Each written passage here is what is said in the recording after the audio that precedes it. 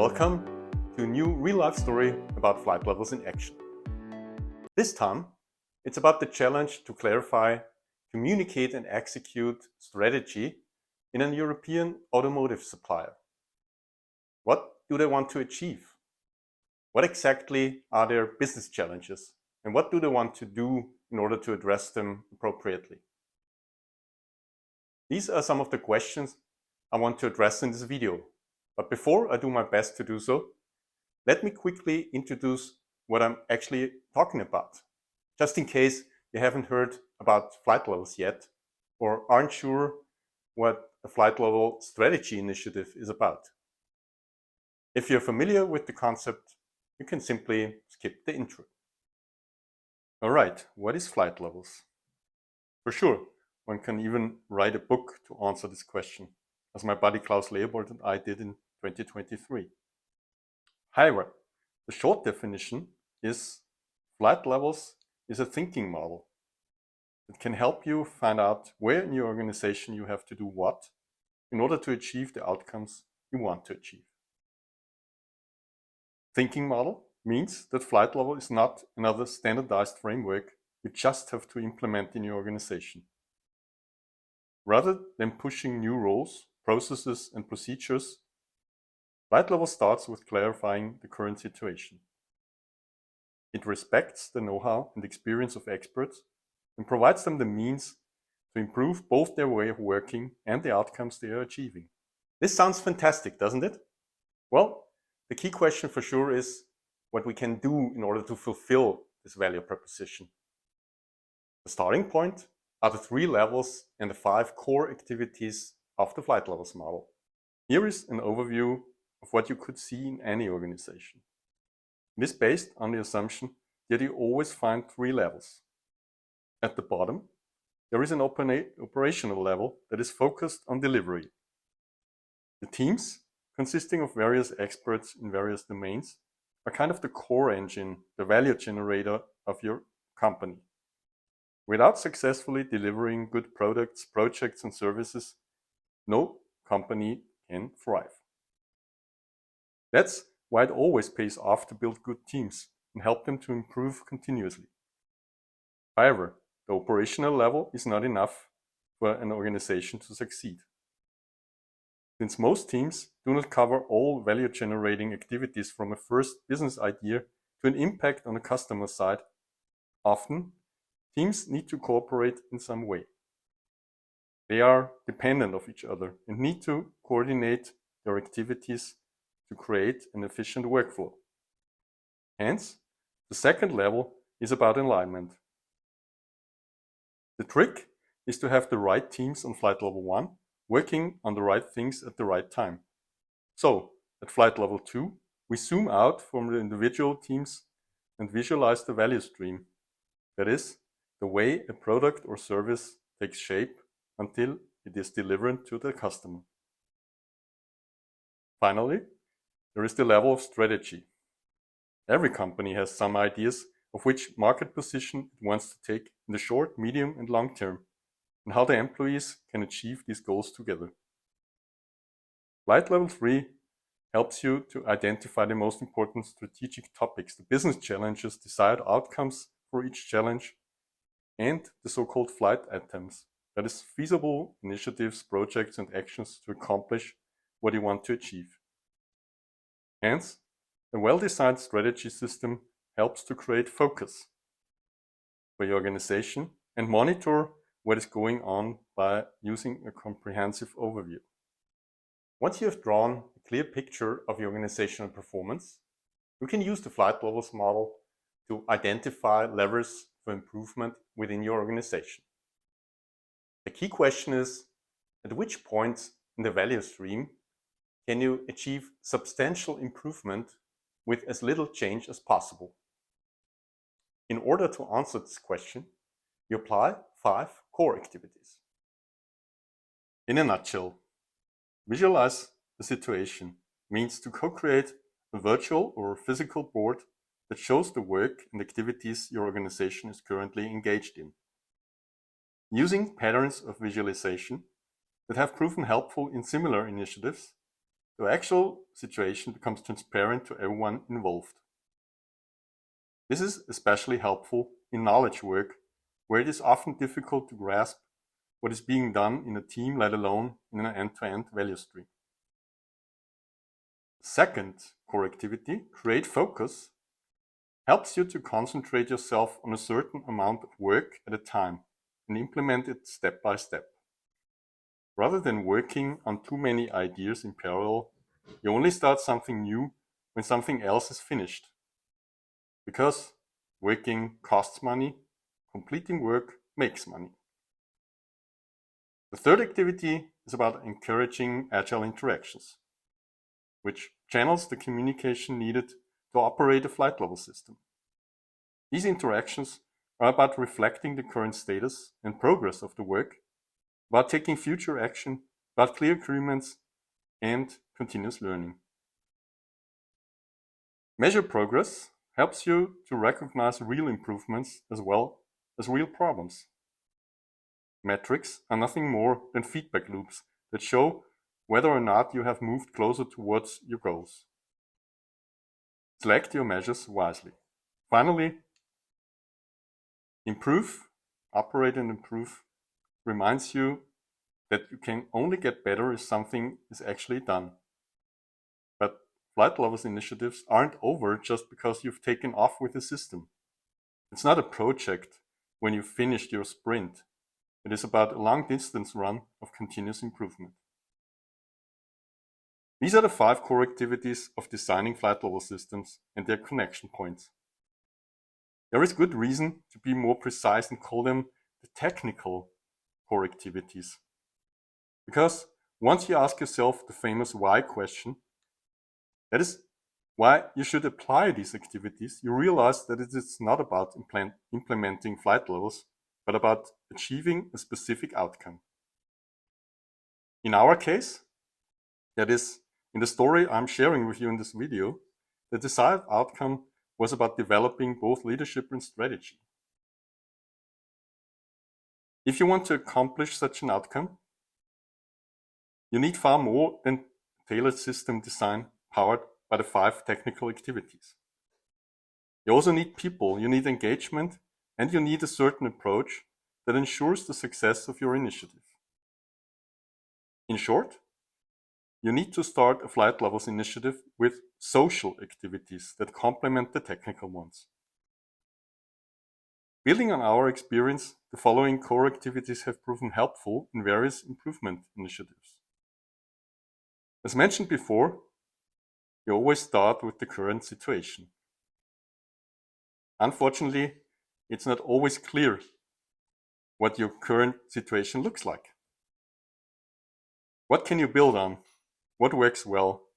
What doesn't work well? What are you dissatisfied with? What would you like to improve the most?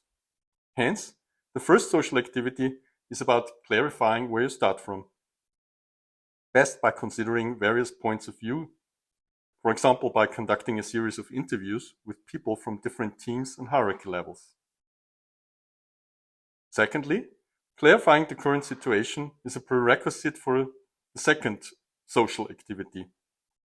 Without a comprehensive clarification, it is hard, if not impossible, to create a compelling focus for improvement that resonates with as many people as possible. In order to clarify and create focus, you also need to build some kind of guiding coalition. At least you need 3 things. First, a sponsor who is willing and able to set kind of a minimum viable North Star. Second, the boundaries for an improvement initiative in regard with this North Star. And third, some people who know how to facilitate such an initiative. One of the biggest challenges for this guiding coalition is to engage a wider range of people, best as early as possible. Starting with a shared understanding of the most important problems you want to address, rather than selling a ready-made solution, which happens so often with predefined frameworks. From our point of view, it always pays off to involve your key players when you clarify the current situation and create focus for improvement. Last but not least, you need an overall approach to guide and monitor your initiative. We recommend to apply what we call an agile approach. Basically, that means working in iterations with clearly defined expected outcomes and having regular feedback loops to learn from your ongoing experience before you plan your next iteration in detail.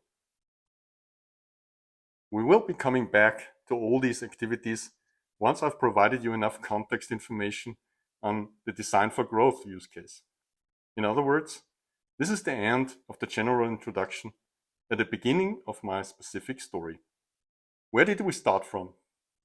Who was involved in the first place? The catalyst of the whole initiative was Gerald, the senior vice president of an organization I'll call BBB for confidentiality reasons. In my first conversation with Gerald, I got to know the following facts about BBB. About its organizational context as an automotive supplier with the headquarters in Sweden, working in the business area of e-mobility with about 500 employees at 7 sites across Europe. As to the business challenges, Gerald talked about the high pressure from the market, especially the Chinese competitors, that they struggle with a lack of resources, material-wise, but also with people, that they miss both leadership and a clear strategy, also as a result of focusing almost exclusively on operational stuff. There are, however, also substantial strengths to build on, such as the deep expertise as one of the pioneers of e-mobility, the fact that they can rely on their rich experience as well as on their operational success in recent years, last but not least, the personal network and the very positive spirit of the workforce. Finally, as key players to deal with, Gerald named the 3 area leads, the 4 head-offs, the HR expert supporting their business area, and the CEO. What were we focusing on? Which proposals and agreements did we achieve? Building on this information, we proposed 4 building blocks for improving the current situation. First, leadership team building, for which I recommended to conduct initial one-on-one interviews with all key players to facilitate regular on-site meetings with them, with the expected outcome of clear-cut actions for inter-session work, accompanied by regular sparring sessions with the senior vice president. We also wanted to improve the way they organize themselves by identifying both problems and opportunities, co-creating solutions for the current way of working, monitor the implementation of these solutions, and thereby drive innovation. Third, we agreed on developing a strategy for better responding to ongoing changes and proactively mastering the biggest challenges of the organization. Therefore, Gerald wanted to establish clear policies and follow the good old PDCA cycle to implement and learn. Since Gerald was familiar with state-of-the-art methodologies, it was easy to agree on an agile approach by evolving in iterations with clear outcomes and regular feedback loops. As part of my proposal, I offered a picture of what our improvement flow could look like. On the one hand, I wanted to sketch the bigger picture, showing which actions I had in mind and how they could be connected. On the other hand, I wanted to provide a rough timeline to encourage flow and ease our self-organization. My draft improvement flow was based on 3 iterations of about a quarter, each focusing on an on-site workshop with all key players, accompanied by regular sparring sessions with Gerald. Each iteration featured specific topics and expected outcomes on our way towards the North Star. From new leadership skills to HR measures to understanding organizational change. To achieve the respective outcomes, we also needed some inter-session work, both from the key players and from my side, apart from the organizational and communication work that was also important. At the end of each iteration, Gerald and I took time for a longer feedback loop, reviewing what has actually been achieved, retrospective how we did that, and drawing conclusions for our next iteration. At the end of 2023, new challenges emerged. All of a sudden, our North Star was refocused on designing for ambitious growth, namely to double the EBIT of the business area within the next 5 years. This new North Star led us to devote the next iteration to both understanding the new situation and developing a strategy that allowed us to master the given challenge. Since strategy was always a weak point of the business area and haven't been addressed appropriately yet, I suggested to introduce flight levels with a special focus on flight level 3.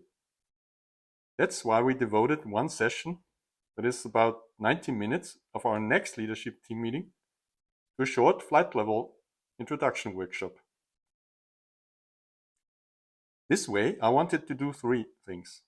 First, to introduce the building blocks of the model as outlined at the beginning of this video. Second, to invite them to map the current challenge with what flight level has to offer. And third, to ask for feedback on a potential flight level 3 initiative. I provided some input on the 3 levels and the technical activities of system design. After having sparked their curiosity and encouraged by their positive resonance, I shared some more info on the social activities of entrepreneurial improvement and suggested how to organize ourselves for a flight level 3 initiative. At the end of a lively discussion, I summarized what we had agreed on and promised to come up with more guidance after the workshop. When we met for our next feedback loop, Gerald was still happy about the positive feedback on the approach. He felt like we have achieved our expected outcomes for the current iteration and officially kicked off a flight level 3 initiative. For sure, this initiative needed some extra efforts for organizing, communicating, and preparing. Gerald nominated 3 key players, Han, Caroline, and Ben, as delegates, and I provided a simple structure on Miro to clarify possible dates for the design workshops we agreed on. Consequently, I also provided an update of our improvement flow, which was now based on 4 2-hour sessions, intense in the session work, including all organization and communication efforts, and even more sparring with Gerald, who now also acted as sponsor for the expected outcome for the next iteration, namely a flight level 3 system good enough to take off.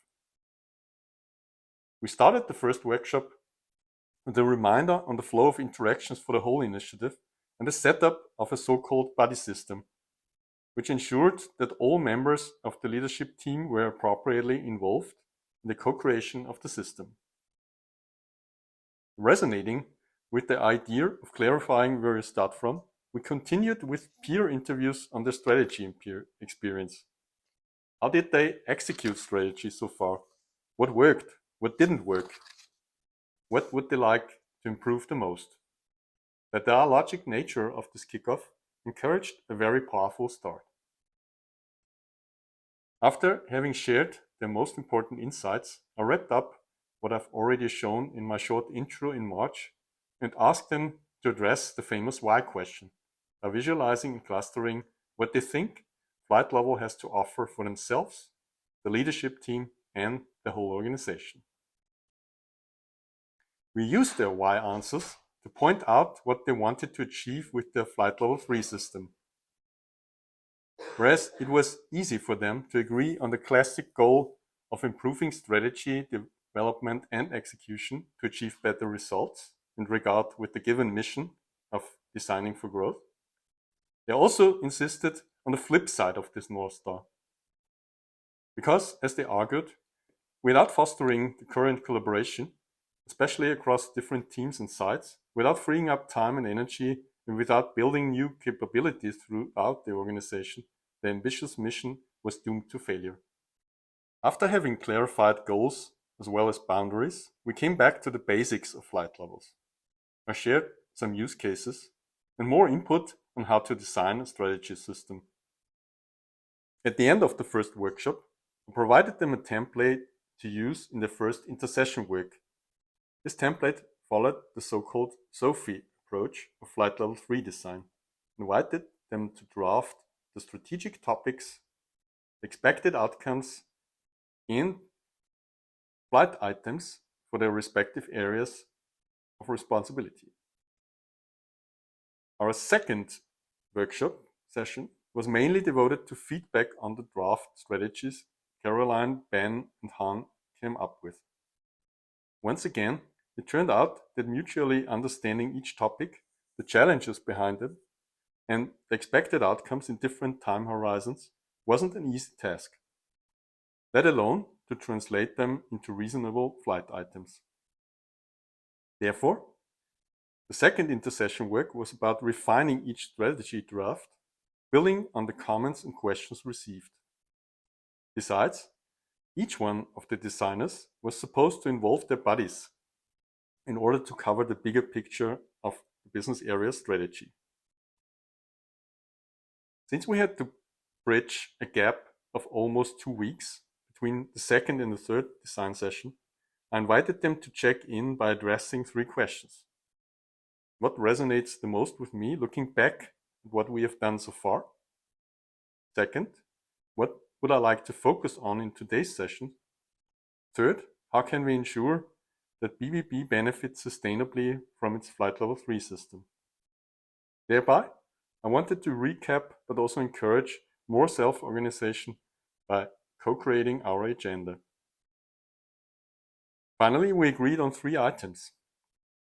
First, a comprehensive review of our progress so far.